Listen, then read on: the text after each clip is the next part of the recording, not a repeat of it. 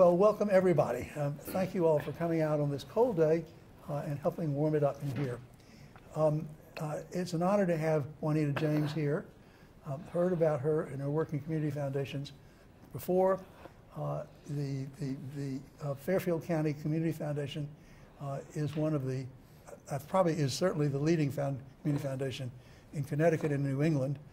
And it is one of those community foundations that I think is moving in the same direction that we've talked about before when Paul Grogan was here, taking on new roles that community foundations haven't always taken on.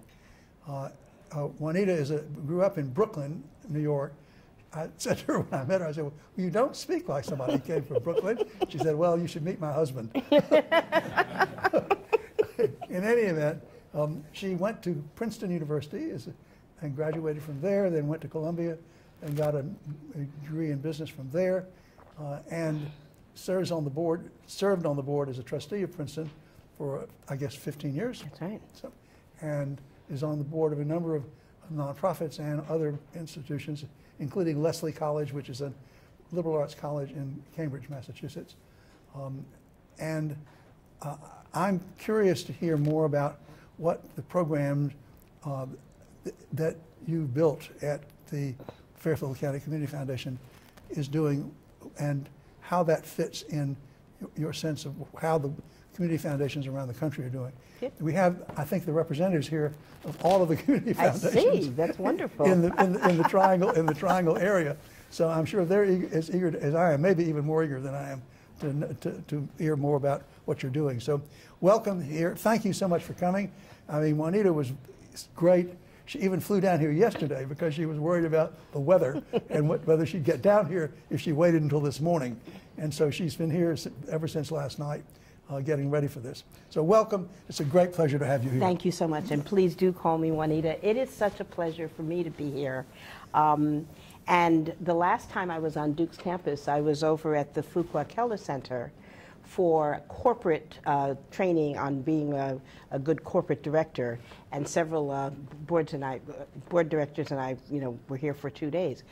But I took a very quick tour of the campus a little bit earlier, and the amazing amount of new buildings, and I almost didn't recognize it. And as a youth, one of my very good friends from Princeton went to Duke Medical School, and then opened up a medical practice in Fayetteville, but came back to teach at Duke Medical School and just graduated or retired 2 years ago. So, for me, coming back to the campus is really quite special, and I realize I need to do it much more often. So thank you always welcome. So much for having me here today. It's a pleasure to be here. And then, of course, I saw this impressive lineup of speakers that have come to this event, and I was quite awed. Thrilled that Melissa Berman, who was here as one of your speakers, recommended me to Dr. Fleishman, and then, of course, Hotting, and a number of other people like Hillary Pennington and Darren Walker. So I would really like for this to be as interactive as possible so that we can engage together as opposed to me. So please interrupt at any point in time to ask about questions. And Imani, you want me to start moving the slides forward? I'm terrible with these things, by the way. Good with the presentation part, but really not so good when it comes to the technical things. I usually skip over the slides and I get completely lost.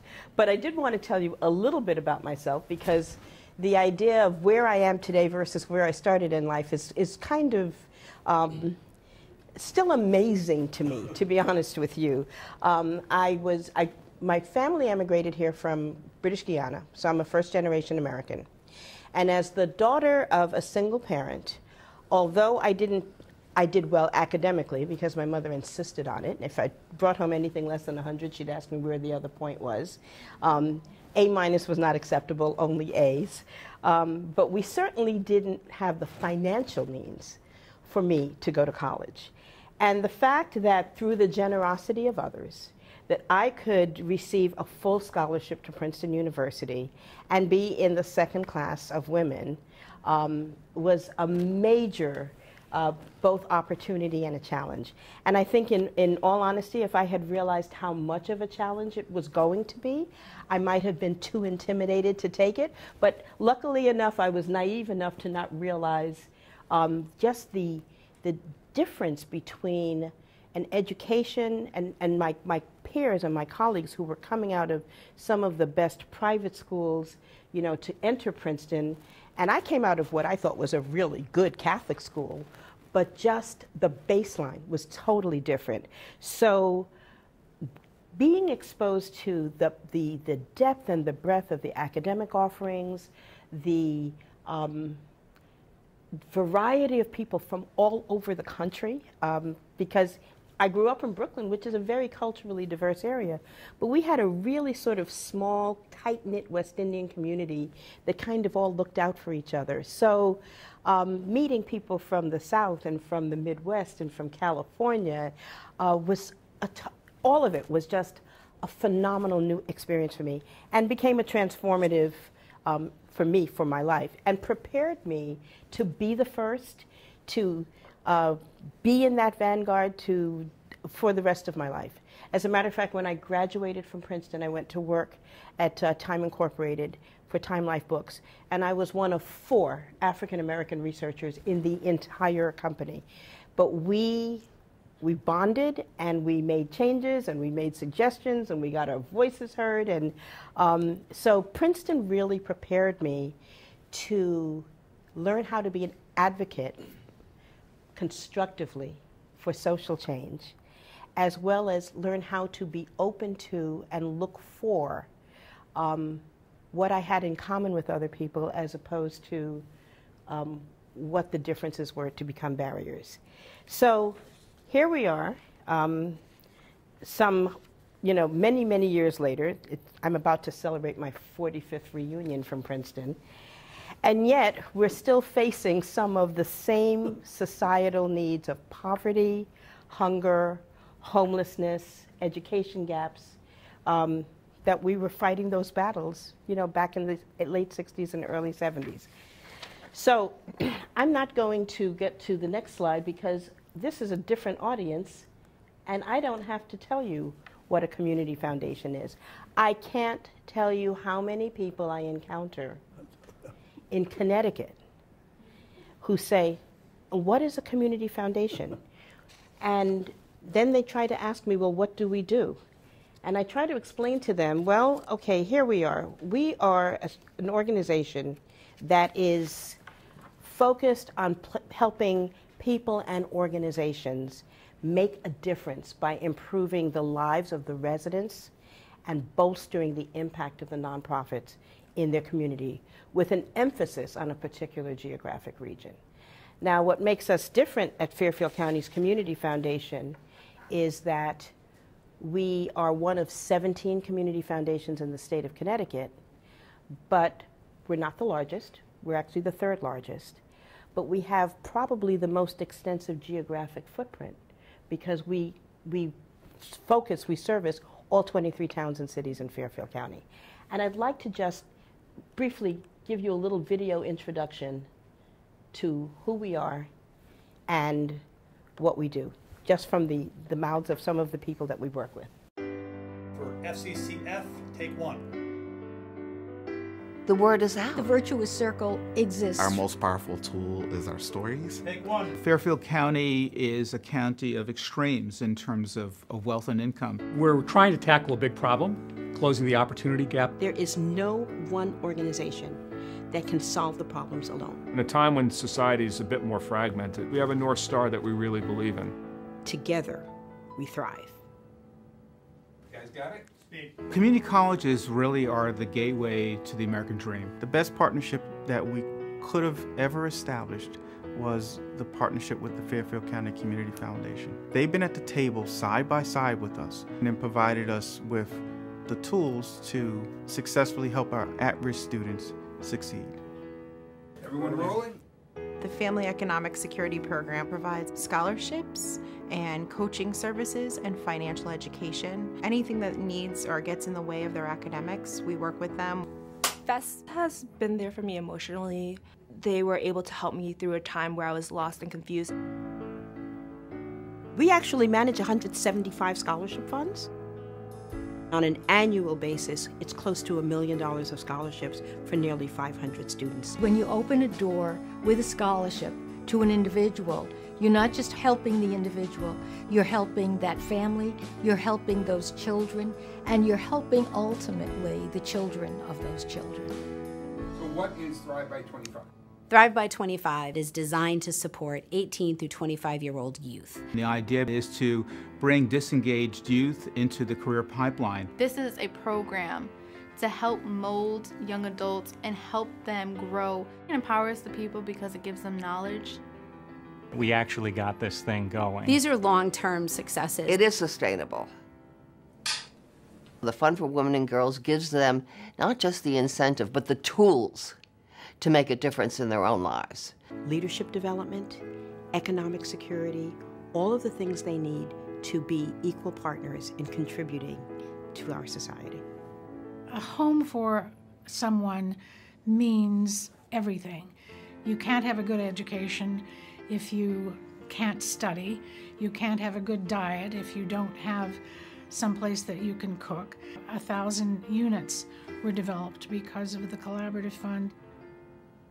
Immigrants account for 20% of the population in Fairfield County. In 2013, Fairfield County's Community Foundation had a symposium on immigration. It was a full day full of workshops, keynote speeches, all around immigration. They amplified the relationships in the room. Tell me about the mechanics. Giving Day is an annual 24-hour day and night event. Last year alone, we raised $1.5 million in 24 hours for 400 nonprofit organizations. Not only does it allow us to raise money that support our programs, but it's also brand awareness. It's a process, you have to work it. It's mutual collaboration. It's about partnership.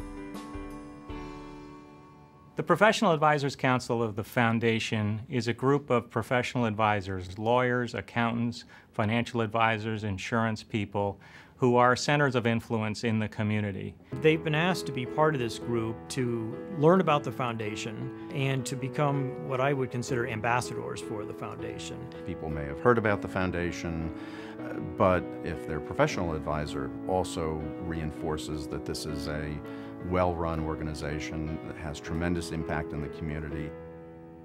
The Center for Nonprofit Excellence amplifies the voice of nonprofits. It brings best practices and some of the best consultants and experts in their field to help our nonprofits. CNE in particular allows us to be able to connect with different organizations, learn what they're doing, and in many cases align missions. Social Venture Partners is a venture philanthropy that contributes grant money and volunteer time to help nonprofits in capacity building. The organizations we've worked in, they have grown significantly. They've expanded their funding base. Collective impact is about bringing the strength and the depth of expertise together. It's a very simple concept around the idea that not one organization alone can solve a social problem. It amplifies impact in ways that we don't even know yet. You guys tell me when you're ready. Part of the self-determination of who becomes a member of the future society. It's somebody who feels a responsibility to the community to look forward. It's the way for us to prepare for the foundation of where we're going and how we position ourselves to continue to be able to meet the changing needs as we look forward. Why did you get involved? No one else is in the same league. What we're about is opening doors. The door for them to walk through. When you change lives, it's extremely meaningful. It's a great feeling to know that you've had some small role in an organization that does so much good in this community. We could not have changed the lives that we've changed, learned what we've learned, connected people with each other, built the relationships, made the impact, if it weren't for your time, your interest, your commitment, and your generosity to all of our communities and to this foundation. and we hope to continue to partner with you for 25 and many more years. Thank you. Anniversary as a community foundation, which actually makes us relatively young, because many of the community foundations in the state of Connecticut were established nearly 100 years ago. Both Hartford, Waterbury, New Haven are well past 90 years in terms of their existence. And that presents a different set of challenges and opportunities, because most of those community foundations were created by endowed funds where the community foundation had total discretion over how they can impact their communities. We were created just at the boom of when donor-advised funds were coming through. So our community foundation is a collection. It was formed by a merger of a lot of little foundations, and it really, we manage over 600 donor-advised funds, which creates both challenges and opportunities. As I said, we are the third largest of 17 community foundations, but what makes us different is we're regional in nature. Connecticut doesn't have county government, and in the absence of a county-wide government, we're actually one of the few entities that have a true county-wide focus.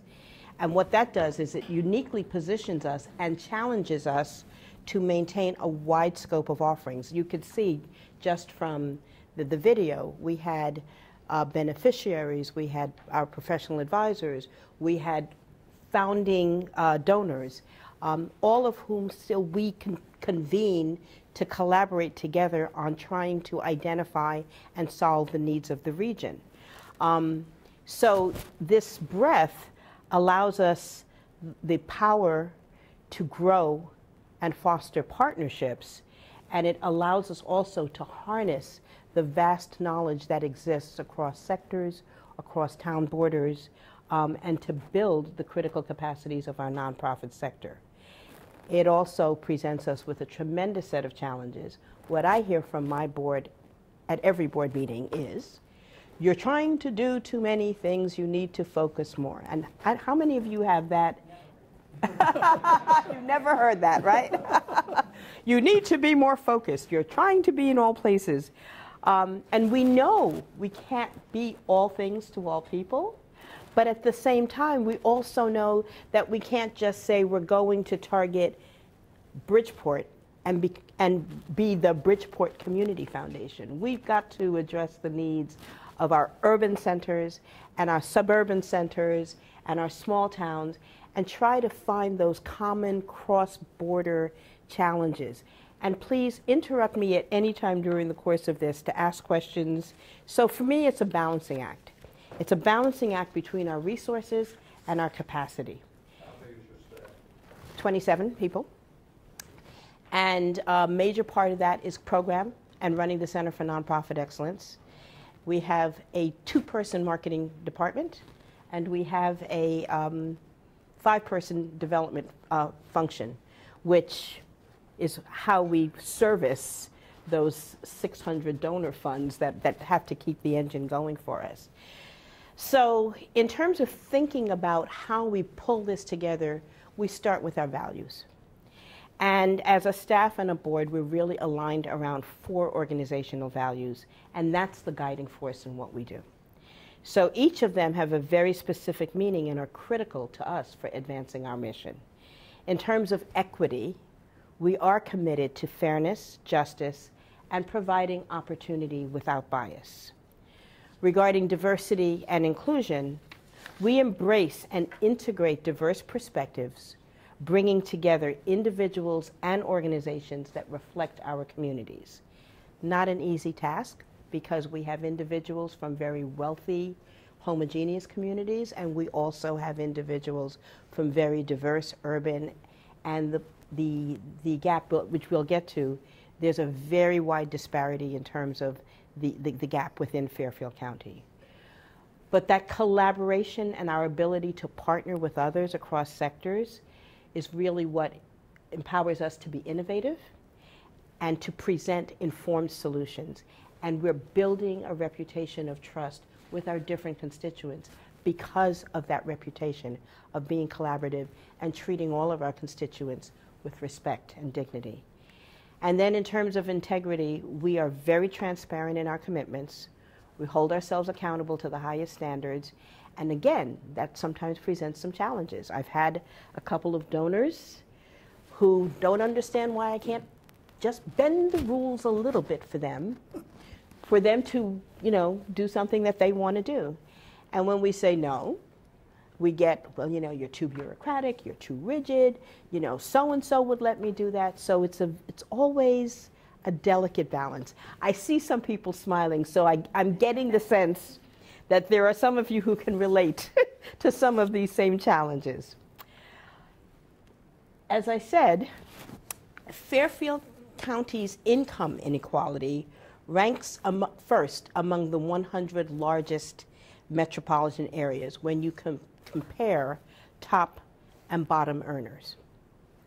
We also have 42% of Fairfield County residents are house burdened. They spend more than 30% of their total income on housing costs, and that number is growing. So people think of Fairfield County as being so wealthy without understanding that there are these pockets. And we really are a microcosm of the United States where these extremes exist in so many communities and all over our country. So, in Fairfield County, we have wealth and poverty and opportunity and oppression that live side by side. So we decided, okay, if you want us to focus, what are we going to focus on? And our focus is how do we close this opportunity gap in Fairfield County? And that's where we have evolved our current strategic plan. And even though it's a lofty and a long-term proposition, we decided that we will garner all of our efforts and initiatives around this as our guiding light and as our North Star. Because we believe that a quality education, safe neighborhoods, stable housing, and the ability to earn a living wage are outside of the reach of many residents across our county. And we know that income inequality contributes to this continued disparity that's growing. Now, we do recognize in order to do this, we're not doing this alone. We're doing it in collaboration, and that we have to pull together the public, the private, the education, the nonprofit sectors, and if we're going to create any kind of lasting or systemic change. So that's how we have framed our strategic goal. And then as we look at the work that we are doing, we can break it down by thinking about our different constituents. So for our donors, the value proposition is that we act as a philanthropic advisor, and we offer donor-advised services and other services managing approximately 600 funds, and try to identify what the donors' interests are and connect them to the organizations and to the causes that will meet and satisfy their charitable intent. And then for over 625 nonprofits, we provide year-round training, webinars, development, as well as grant making for more than 625 nonprofits in Fairfield County. And cumulatively, we've awarded more than $220 million in grants to the nonprofit sector, which is actually, as a percentage of our assets, we're about $200 million, as a percentage of our assets, and as a percentage of our discretionary assets, is considerably higher than the 5% threshold for private foundations. And it actually, we average somewhere around 7.5% to 8%, which drives the engine and the need to replenish those funds, puts even more pressure on us in order to keep up that level of capacity in terms of giving back to our communities. So that's the exciting part of what we do. And now, I know you wanted us to get into very specific areas of what we're doing, because each community foundation is different. So one of our founding funds is the Fund for Women and Girls. And that was because 20 years ago, a group of our rather enlightened donors decided that they wanted to come together to really focus on what are some of the challenges facing women and girls. And they have come together to invest in solutions that support the safety, health, and economic security that women and girls face in Fairfield County. Our program, the Family Economic Security Program, which is based on the Annie Casey model, is a perfect example of this. We discovered through research that to earn a living wage, this is when it first started, we had something like 20% of the, 50% of the adult female population was earning less than 20% of the livable wage that they needed to support a family. So we partnered first with Norwalk Community College and then with Housatonic Community College to help low-income, struggling students with full wraparound support services.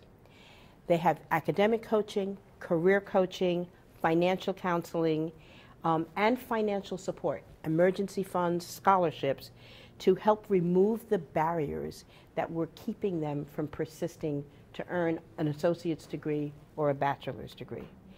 We also connect them with the sectors of jobs where the job growth is, so that we can put them on a path to jobs that lead to a living wage and to career paths.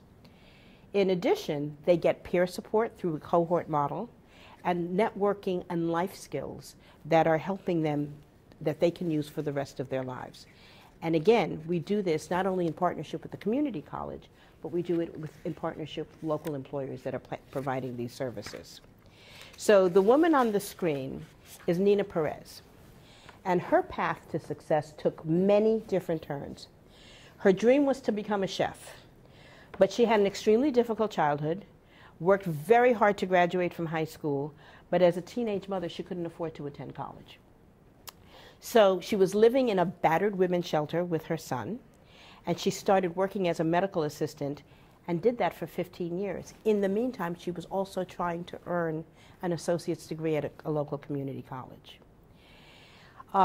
When we met her, she was homeless and living in her car with her 3 children. So she was accepted in 2007 into this FEST program, which was the pilot program at Norwalk Community College. She got her culinary certificate, she got the associate's degree, she went on to get her bachelor's degree from Monroe College in culinary and hospitality management. Today she has her own business, the Kitty Kitchen, and she's also the executive chef and manager at New Canaan's Grace Farms, which is a very high-end organization. Lives in a home, and she's giving back to the community because she has that capacity to do so. So what FEST taught her to do was how to navigate and provide the support needed that she needed, rather than to succumb to her overwhelming challenges. The success of that pilot led us to go to Housatonic Community College, because they had an even larger population of students that fit that profile.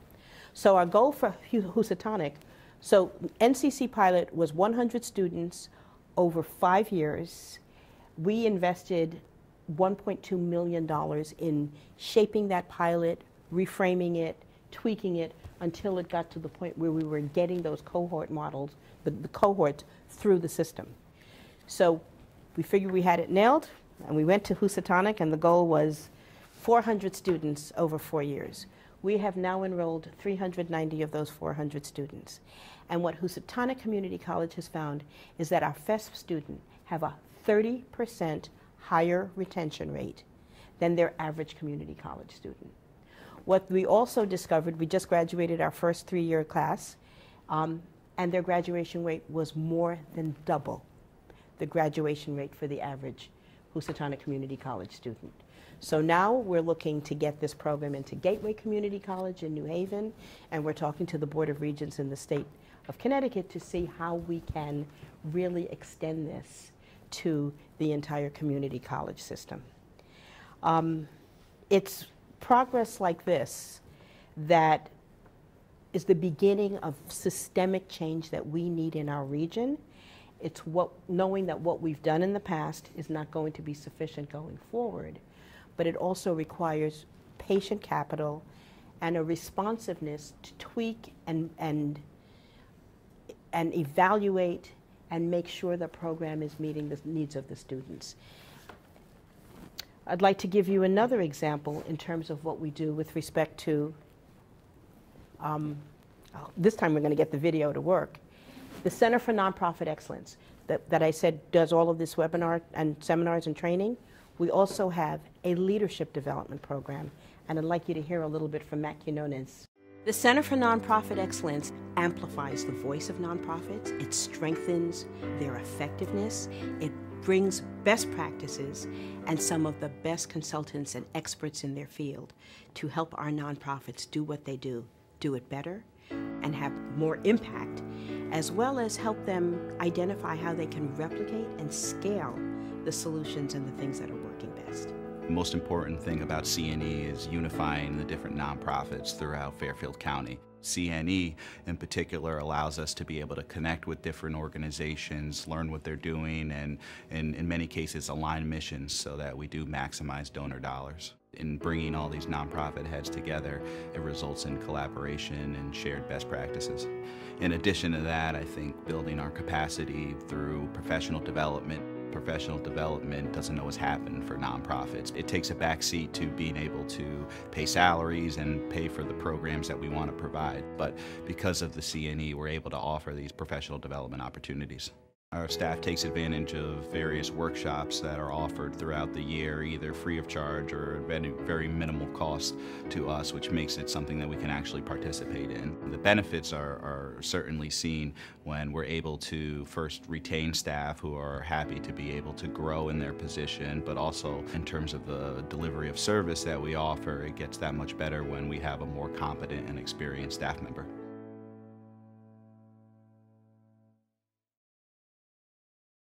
So Matt is the executive director for the Sanford Public Education Fund, and they partner to supplement the services that the district schools can't seem to afford.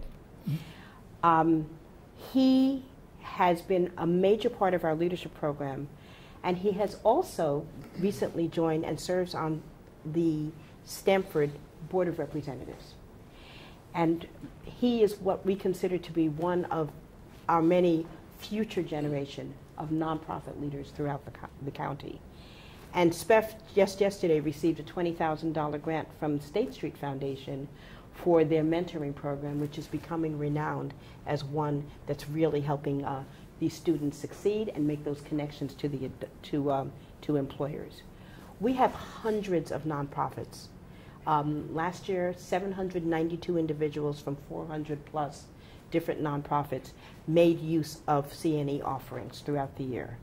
And by helping them build their capacity, the Center for Nonprofit Excellence really maximizes the impact of the philanthropic dollars in Fairfield County.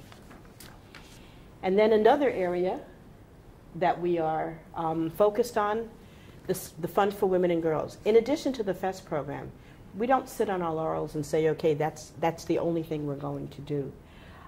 This year, they've really decided that they wanted to find a way to address sexual violence in a systemic way. So they chose to work with 5 local nonprofit organizations to combat sexual violence in Fairfield County. And the partnership was made available through a renewable grant where we pulled these organizations together and asked them to come up with something that could be county-wide. So they identified youth sports as the focus area for creating a new sexual violence prevention education program. And they're working, their first project is Coaches as Partners, working with all of the schools in their towns and with the coaches and the athletic departments to begin the curriculum for how to change the culture of athletics in terms of how women and LGBT are treated, and begin to, let's start with high school. We're eventually going to go to middle school and change that dynamic so that we can prevent future generations of sexual violence. And they did it because they recognized that sports plays such an important role in shaping our culture, And this way we're engaging the administrators, the athletic directors at the individual schools and school districts across the county. And you know, it's really essential, you know, for us to convene these organizations to create these kinds of collaborative programs. We're very pleased to see how well this was received at large by the community, and we believe that they have the potential to serve as a model, not just for this, but for educating interscholastic youth communities across the state and across the country, and to make a significant impact addressing these issues. Now, they're still in the design phase, so we're waiting for them to come back to us with the curriculum and the testing and thinking. One of the things that we have learned in all of these initiatives is the importance of patience and understanding that when you create something the first time around, you're not going to hit the ball out of the park. And helping our board and our donors understand that is one of the challenges that we face, particularly as we get more business people interested in doing this work. And it's, you know, our part of Fairfield County, there are a lot of people who commute to New York City. And many of them come back after a career and say, now I'd like to get more interested and involved in my local community because I really didn't have the time while I was commuting back and forth to the city. But they bring both the pluses and the minuses of that business mindset to the table. I see that you're laughing, Joel. And when I say the pluses and the minuses, the quarterly earnings mentality doesn't work with social and systemic change. So an example of this is we set our goal of closing the opportunity gap, and didn't I get a question from one of my board members to say, okay, in June, are you going to report about how much progress you've made against this goal? So it's that, and everyone wants metrics and measurements and performance and results. So we work with the nonprofits to help them better articulate how they're achieving results. And we use the framework results-based accountability because that's the logic model that the state uses for all of their state grants. So when we said this would be how we judge, you know, grant renewals for our nonprofits, not only did we say that that's the rubric, we also run year-round trainings for the nonprofit grantees on results-based accountability. And our goal is to take them from where they are so that they learn how to develop better metrics of measuring their outcomes, who are they serving, what results they are achieving, and whether or not people are better off. And so many of them who started off being quite resistant to this have come back to us to say, as a result of getting better at it, they have become much better at articulating the impact they really are having through their programs, and they're also getting funding from a lot of different sources that they weren't able to get funding from before. So it's that desire to really get results combined with teaching the patients of what it takes to get there, and constantly working at that, that makes it, you know, that's the challenge to me of the Community Foundation. We're here for the long haul. And we're in the community for the long haul. We want to see these communities improve over time. And in our particular case, we've chosen these specific areas to focus our attention because we can see that we're getting some results.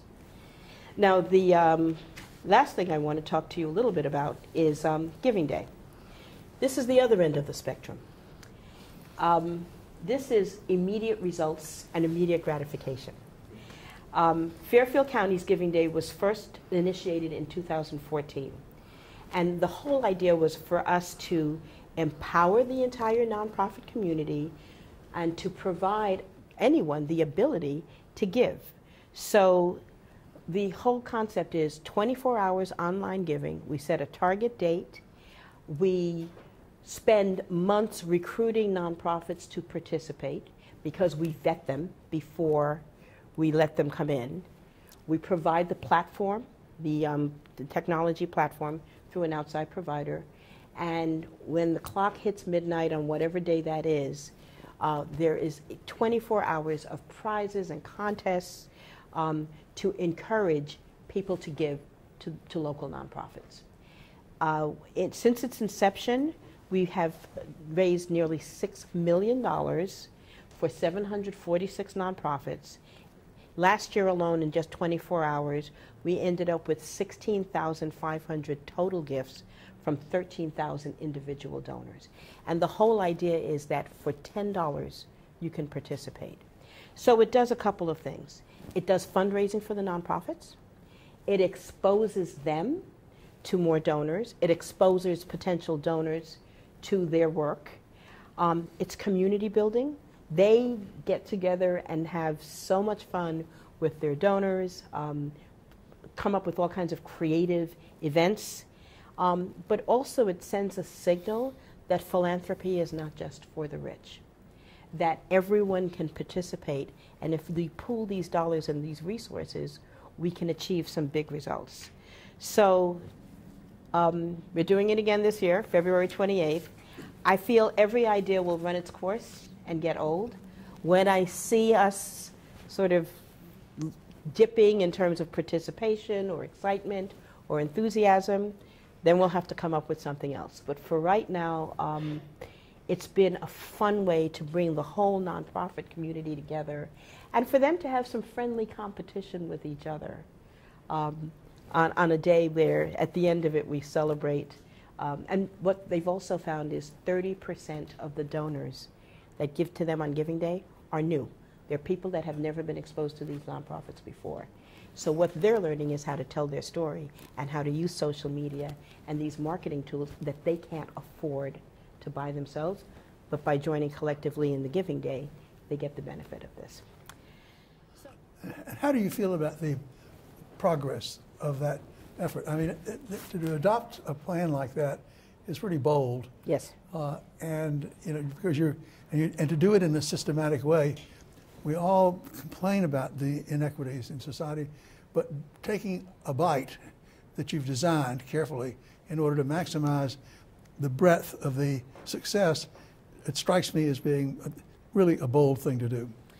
Well, I've measured the progress when I see some of those people in that video who talk about the impact that this foundation has had on their school, on their program.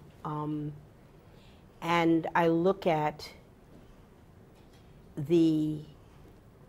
there are more voices being included in solutions and problem solving. And I really do feel we've made a major progress in not being a completely sort of dictatorial philanthropic group that swoops in on communities and says, I've got the answers for you. And I have some very honest conversations about the fact that we don't realize it, but many of us equate wealth and power with wisdom. And there is much wisdom in many communities, in all of our communities, and if we have to respect life experiences and the wisdom that I think we've made some significant progress in at least acknowledging that and being more open to it. So it's a long journey, but I get reaffirmation from individuals who come and say, here's what happened as a result of either my organization is a lot stronger because I participated in your CNE workshop, or my life has changed because I have access to a scholarship and I was able, you know, to go to school. Or so I remember when I was at Princeton, I worked in the Princeton Community House, which was an organization that worked in downtown in the poor neighborhood of Princeton. And at that time, I was a very Pollyanna-ish, wanted to save the world. And the director of the program said to me, Juanita, one of the things you're going to have to learn in life is that you will have to take satisfaction out of those small moments of victory and relish that until it gets you to the next thing, because you're not going to solve all of the problems in a day. And I remember at the time thinking, oh, that's a terrible idea. What do you mean? But you know what? It still plays in my mind. You do have to take some pleasure in the small steps, because that's what encourages you to keep going. And that's what I really encourage my staff to do, is even though we have a long way to go, let's take the moment to celebrate the little victories. That's really how we do it. Long journeys require small steps, and you need to be motivated all the way. So that's the only solution. Take the satisfaction out of the steps that work and keep at it. Well, Juanita, I can't thank you enough. This is very interesting, and congratulations on what you've achieved there, and may it go on. I mean, it's a model that needs to be emulated by others. Well, thank you so much. It's really, I love the questions and the interaction, so thank you very much for your attention and for being here. I appreciate it. Thank you very much.